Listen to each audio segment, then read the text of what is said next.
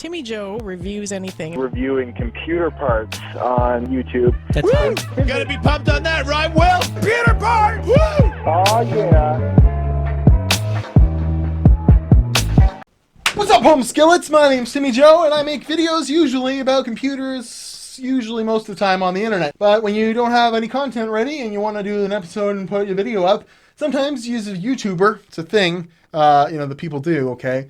They ask their audience for questions, and then they make a whole YouTube episode of it. And that's what's going to be happening right now. Ask Timmy Joe anything. So I asked a bunch of questions on Twitter, and what do you want me to answer over on YouTube, the community tab or whatever, as well as on my Patreon. And if you want to join Patreon, timmyjoe.com/Patreon, and you get priority. And there's only a few of you, so, maybe we could get a little more Patreon love, and I could buy some more cool, weird hardware to test if you happen to have a couple bucks a month. That was a really good plug for my Patreon. Anyways, moving on. Let's start with the questions already. And yes, I'm on a lot of Canadian cocaine, and that'll come up later in the episode. Moving on. Brent. He sent me a motherboard before. He says, have you tried putting a new CPU in that EVGA P55 for the Win board? Yeah, I put an i3 in and it still didn't work. He sent me this awesome motherboard, like an EVGA super overclocking motherboard for the first gen of Core i7 and i5, not the X58, but the lower versions. And I never got it working, and you plug it all in. Apparently it was in a mineral oil cooled PC before, and he didn't really tell me that it was broken. So yeah, totally broken. I even put it through the dishwasher at one point, and it did not fix it. So yeah, I'll have to get another, if you have a P55 motherboard out there that you're not using, I would love to, I haven't come across one for any sort of decent price, and I've looked. So if anyone has a cool P55 motherboard for the first gen i7 core, I'd love to do some content on those, like the absolute first gen, not the X58 extreme versions or whatever. So yeah, and he says he has, I have a 280X that will work in a 4x PCIe lane, but not on a 16. That's really crazy. But I bet I know what happened. He says a CPU cooler fell on it? Like, what were you doing? But I bet one of the traces back here got nicked or, short-circuited. And then, because if you see, this is an RX 560, and there's only contacts from here over. So if any of these contacts are just bandwidth, they're just, communication lanes. And if they're not there, in a 4x slot, then the video card still works. It's just, it limits the performance it can do, right? So one of the traces on the back probably got nicked, and that's really interesting. That would be a cool video to, have that graphics card, and, I don't know if it'd really be worth it, but, see what the difference is in performance in 4x. And anyways, don't worry about sending me. I've tried to fix 3 R9 390s or 290s, different methods, oven method, putting the BIOS back on them and stuff, because they'll load into Windows, but they blue screen when the drivers come. I've never been successful at fixing one of those cards, and the majority of them are used for mining, and they've just been beat to shit. So anyways, moving on. Thanks for your sending me stuff, Brent. I've used some of it on the channel since, a couple things. Anyways, moving on. Sammy Coho, if you have an i7 2600 somewhere, we should do some sort of comparison like I just did with the AMD Phenom FX and Threadripper. That's a really good idea. And if someone gets me a P55 motherboard, maybe we can see what the bottlenecks are from the first gen of Core series Intel CPUs, Sandy Bridge, maybe a really new one, and see just how bad things are. I think it'll be a lot better on that end. So yeah, if anyone has a P55 motherboard, I have the rest of the hardware pretty much covered, so let me know. And what games do I play regularly? What was it like when you started your YouTube content? How and why you started? Lots of questions there, Sammy. You're lucky you're a Patreon guy. Games I've been playing, I tried to play Metro Exodus. I don't know if I'm really that into that game. I played all the way through Shadow of the Tomb Raider. But mostly, lately, I've got a classic NES, one of the little mini ones. And I got it from a local Hawks store that, and it was actually super cheap because it was missing one of the controllers and stuff. And it turned out to be hacked, and it has 1,000 NES games on it. So me and my kid, my 3-year-old, or 4-year-olds, time flies, and my wife have been playing a lot of Nintendo as of late. So yeah, that's enough questions for you. We'll talk about the beginning of YouTube later. Faf Dus, how's my computer business going? And Tony Gallo, same question basically. I had to move out of the office that I rented, which was a really shitty thing. It took way too much of my time and my money, and because the roof wouldn't stop leaking. And the landlord couldn't fix it because it was wintertime and there was a buildup of ice on the roof and there was no end in sight. So I got the hell out of Dodge right around CES, which was a huge inconvenience and expense for me. And I moved into a room in my house, and I'm going to stay here until probably summer because I don't feel like moving all my junk again in the winter weather because it's always like minus 18 in this damn city. So yeah, I still sell computers, and I still have a couple IT contracts where I do business, like do IT for a couple car dealerships and stuff like that in my area, and that takes up a lot of my time. So the most I do, like as far as the computer business, like a storefront goes, was I was selling computers. And I still do that through Facebook Market Group and Kijiji. So they actually complement each other a lot because I get to exchange hardware to buy other hardware and, sell things to buy new things. So it's pretty cool. It's actually a lot of fun. So as far as like having a full-on computer business, I don't think I'd want to have like a storefront or anything like that. I like what I'm doing now, and I think you can kind of stay incognito and not need a storefront to do what I'm doing. Definitely like another studio though, because working out of my house is kind of annoying. Moving on. What kind of jobs did you have before you became a YouTube? I've been in YouTube for a while now. The whole tube. What did I do before YouTube? We'll answer this super quickly, but I've had a billion jobs, like quite honestly. I'm 35 and I went from in high school working at the mall as clothing stuff, delivered pizzas, worked at a Pizza Hut. And then like in 2006, I left and went lots of telemarketing to the Alliston or Barrie, Ontario, where I worked at the Honda plant, building Honda Civics for a few years. Then I came back here and I worked in a couple body shops, became the manager of a couple body shops. Then my parents passed away and I left working for like a little while. And when I went back, I went and got my AZ license, which is what allows you to drive tractor trailers. And I worked for a tow truck company after that for a while. Then I ended up running the tow truck company until the boss didn't like the way I was running it anymore. And then he booted me. And that's when I decided I'm tired of not being my own boss. And I'm going to go make videos about computers on the internet. And it's worked out splendidly ever since. So yeah. If you follow your dreams, if you want to go and do something, do it. Because the man's never going to let you in. It's my thing. So, yeah, lots of jobs. And when I need to go get a new job because YouTube's no longer a thing, I'll be able to go and work at one of those other places. Anyways, serious one. Oh, yeah, this guy said, who the hell are you? Why am I watching your videos? And most importantly, who am I? Well, I don't know who you are, Jan.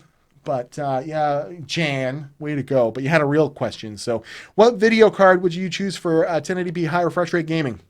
Yeah, it's a 4790K on steroids, delid water. I love your content, even if you don't answer my question. Well, I'm answering your damn question, so you better love me lots. 1070 or RX 580 8 gig or GTX 1060 should get you there. We'll say to a lesser extent 980 or 980 Ti for sure, but you can get away with a 1066 gigabyte or an RX 580 and max settings out for the most part. So if you're not up on one of those current gen graphics cards, the 1660 Ti or whatever is a really good one. I haven't played with it yet. I actually have a 2070 behind me in my system that I have yet to show on the channel yet, so that'll be upcoming soon. So yeah, 1070s are getting stupid cheap, and they're a good way to go. You can max out settings and get 144 hertz. You probably wouldn't have to bring the settings down at all to get, run a high refresh rate monitor. So let me know what you're using next time, and maybe I can make a good assessment. Moving on. White, Black, and Asian, which I feel kind of weird saying, has a question. Through all your videos, which one did you have the most fun making? My favorite was when you cool the PC through a window. Much love for New York City. Thanks, dude. You know what? It's a good question. But my favorite one was the Phenom build, where the Tech Vengers, I say that so condescendingly, like Ozzy from Oztalks Hardware, Matt Tech, Toasty Bros, and a few other guys, the Nerd on a Budget, and a few other guys. They all did a thing where they were being Marvel, and they didn't ask me to be invited, but I knew it was happening because they released a trailer for it. And I talked to Ozzy from time to time, and he was talking about doing a big collab. So when I saw their trailer for the Tech Vengers builds upcoming, I thought, hell, I'm going to troll the hell out of them. I went in a week and made a computer that they had a month to build. And I stayed within their guidelines, sorta. And then I made a huge trolling Thanos video, and I even bought, oh wait, the Thanos mask and never got to wear it. And I'm not putting it on because it's way too small for my head. So that was my funnest video by far. My wife thought I was crazy, yelling like Thanos in the basement with, I made out of construction paper like a Thanos armor. It was really fun, and I suggest you check that video out wherever it is on top of the screen. So, and yeah, I love cooling things outside too. That's always really fun. Speculation question from Little Kool-Aid Man 93. Do you think a B350 board will be good enough to oversee the next gen Ryzen 5?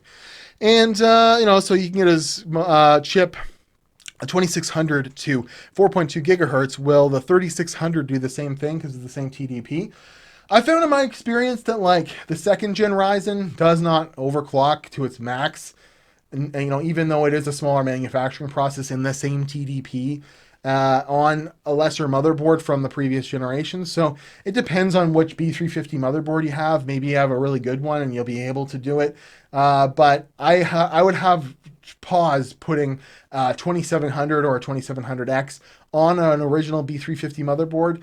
So, and I've actually seen it kind of limit how far you can overclock and stuff. So it's definitely worth a try though, right? Because they're supposed to be backwards compatible. In worst case scenario, just sell your board on Craigslist and buy a new one if it's not working out. You know, Ryzen's a pretty good platform for that. You're gonna be able to use your old motherboard and maybe you won't get as high an overclock, and then you'll get a new motherboard and be all happy about it, X570 or whatever. So yeah, I think it'll work. It's just gonna depend on how good your B350 motherboard was or is, and yeah, I wish you luck with your new Ryzen. If that comes true, that'll be super awesome.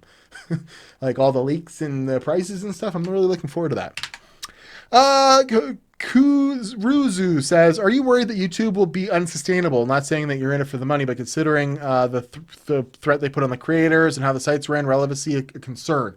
100%.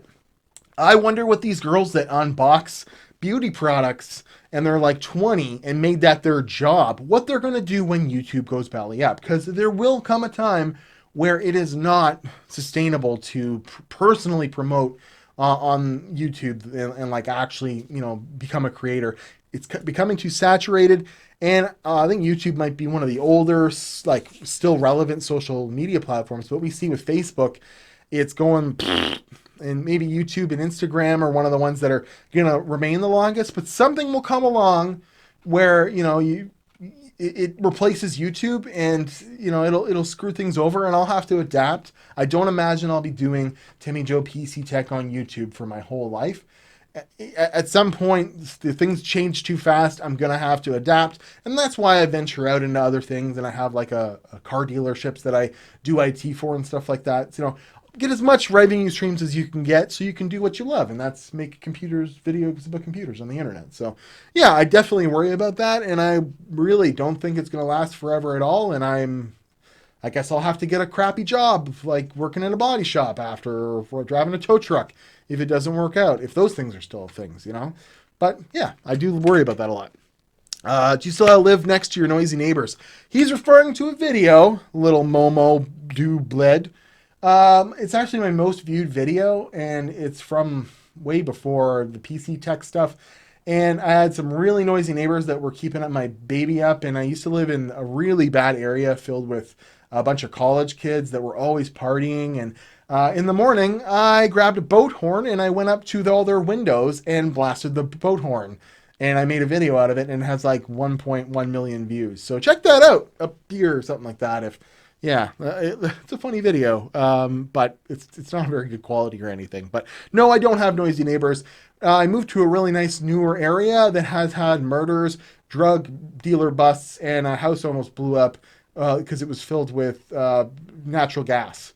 So yeah, things have really been looking up. But yeah, I moved. How can I stop stutters in my games? My FPS stays above 60 frames a second. But I try VSync fast, VSync adaptive sync, and I have a 1070, and it's not overclocked, a Ryzen, and it's not overclocked, 8 gigs of RAM, 1080p 60 hertz monitor that doesn't have FreeSync or G-Sync, and an M.2, and you're still having stuttering issues, get another couple sticks of RAM, man. Because 8 gigs isn't enough for what you're trying to do, I bet. We're at the border, the cusp. You know, if you're on a lower budget graphics card and CPU, you're going to probably stay under 8 gigs of RAM usage in games. But if you're cranking the settings up, I bet that's your problem. And if you don't overclock anything, you probably don't even have your XMP profile set. So Ryzen loves faster memory. If you can get your memory to go faster, that might help. But ultimately, I think you're missing some RAM, and that will fix your problem. Ezzy Juju. So I hope that helps out. Try some new RAM. Do you plan on doing an episode about different Auto SLI? I've heard that you can SLI mix different Nvidia GPUs. Actually, Ozzy from OzTalks Hardware did this. iDubbbz Peasant Twitter handle. And that's a really cool program, and I have it on like a list of ideas of stuff to do. So it's a good idea. I will try and get in on that because that would be really funny to SLI some weird mixtures of Nvidia cards and, you know, make it work and kind of, you know, see what kind of performance you can get. And Ozzy did a video on it, and I suggest you check it out. I think he put two 2060s together and made it work, even though those aren't supposed to SLI. So yeah, I'll definitely check that out. Moving on, Aaron Barnes, if that's your real name.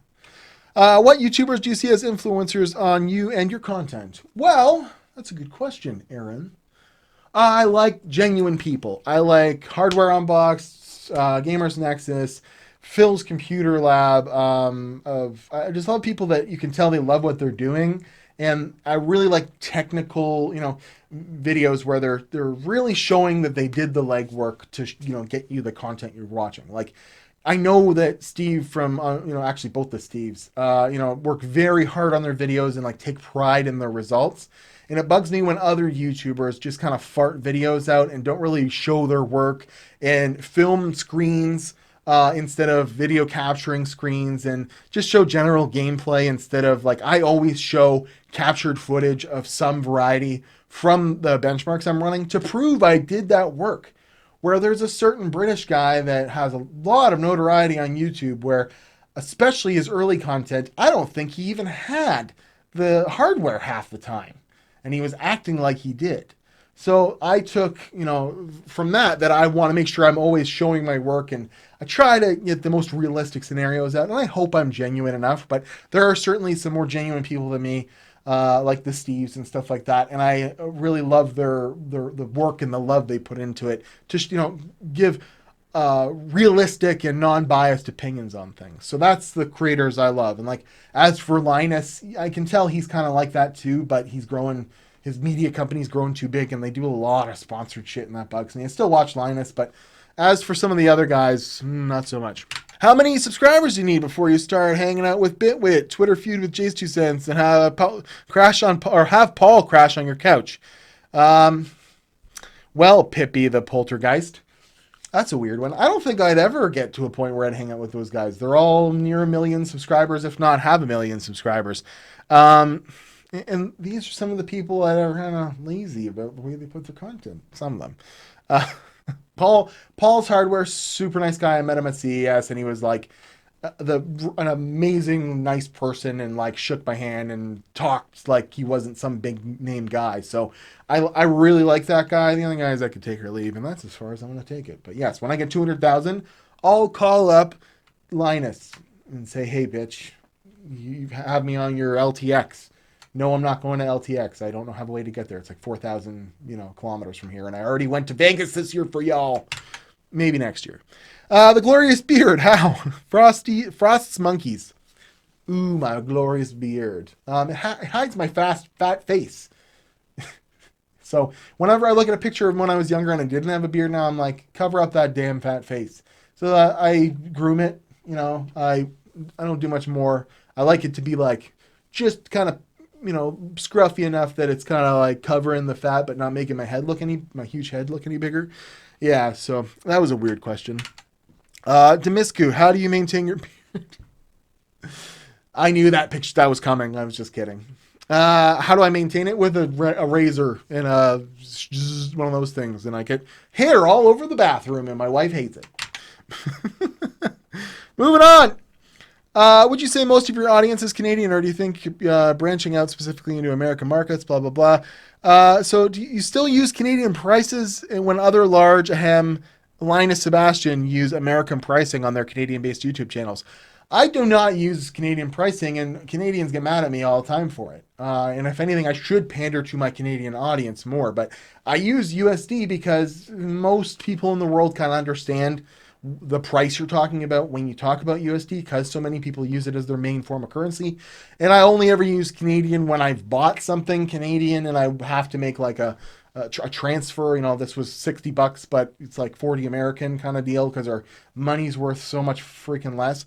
But I should actually pander more to my Canadian audience for sure. And actually most of my audience is American, like 40%. And all the other countries are like less than 10%. So if you add up the whole piece of the whole pie, almost half are American. So I got to pander to them, unfortunately. But yeah.